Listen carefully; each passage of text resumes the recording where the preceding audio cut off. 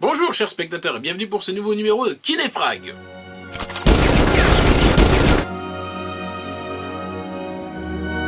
Aujourd'hui, nous allons parler d'un sujet qui me tient particulièrement à cœur dans l'univers du cinéma.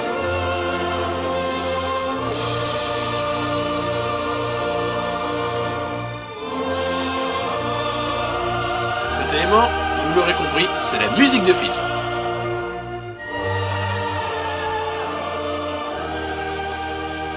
S'il est un élément indispensable à un film, c'est bien évidemment sa bande-son.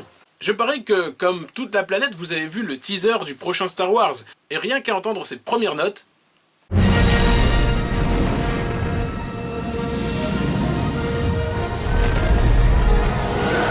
Rien que l'évocation de cette fanfare suffit à faire comprendre dans quel univers on gravite. C'est à ce point que la musique de film est importante. Aujourd'hui, ouvrons donc grand nos oreilles et plongeons dans cet univers qui marie à la fois image et son. À la fois support émotionnel et élément d'illustration, la trame sonore d'un film, ou OST pour Original Soundtrack, a pour but premier de servir les images qu'elle accompagne. Mais elle peut également leur donner une autre dimension. La musique de film précède l'apparition du cinéma parlant, étant donné que la première bande-son écrite pour un court date de 1908. Avec l'évolution du cinéma, la trame sonore est évidemment devenue de plus en plus importante, et son impact sur les audiences est également monté crescendo. Aujourd'hui, quand on pense aux grands classiques du cinéma, on pense presque immédiatement à leur musique. Par exemple, Casablanca et son tube d'époque, As Time Goes By.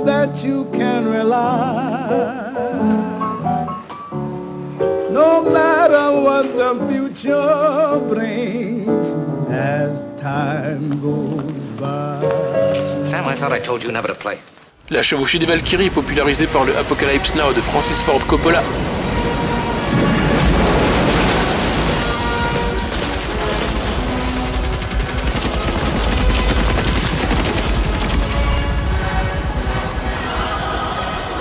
Les chansons de Simon & Garfunkel pour le film Le Lauréat. Hello darkness, my old friend. I've come to talk with you again. Because a vision softly creeping left its seeds while I was sleeping. Ou encore les 5 notes épiques de John Williams pour Rencontre du troisième type.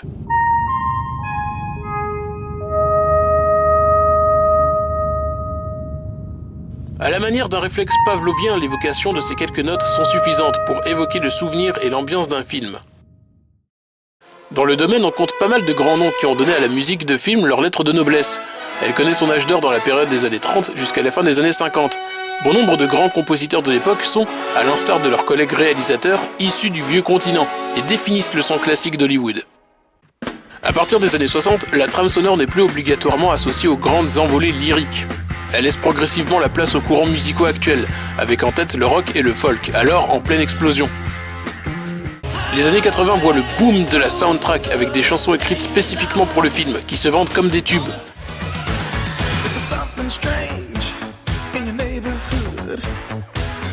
Impossible d'imaginer SOS Phantom sans son single culte, ou encore le flic de Beverly Hills sans son mythique thème signé au synthé par Harold Faltermeyer.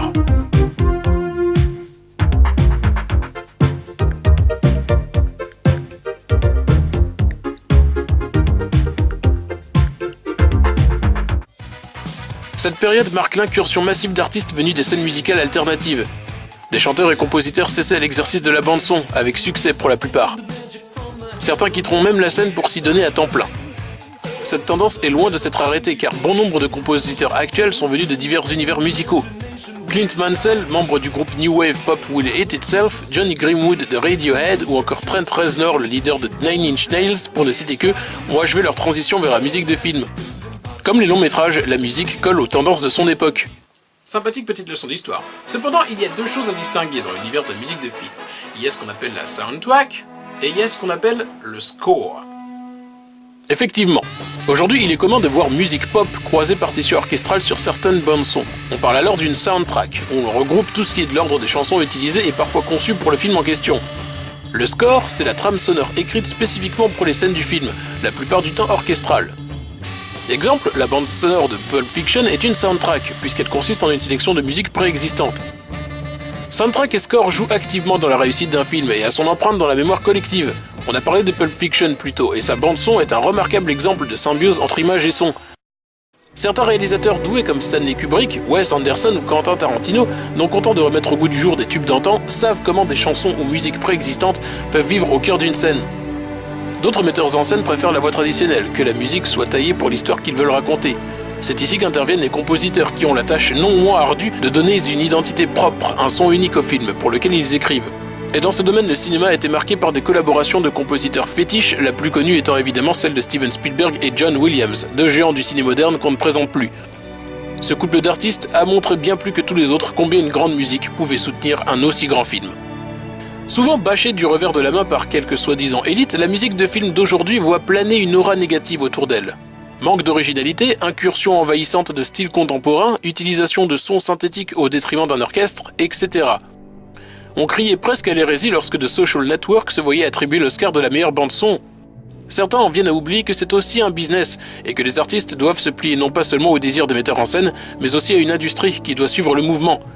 Beaucoup se mettent aussi des œillères, refusant obstinément d'admettre qu'il faut vivre avec son temps et que tradition et modernité peuvent coexister dans la musique, souvent avec des résultats impressionnants.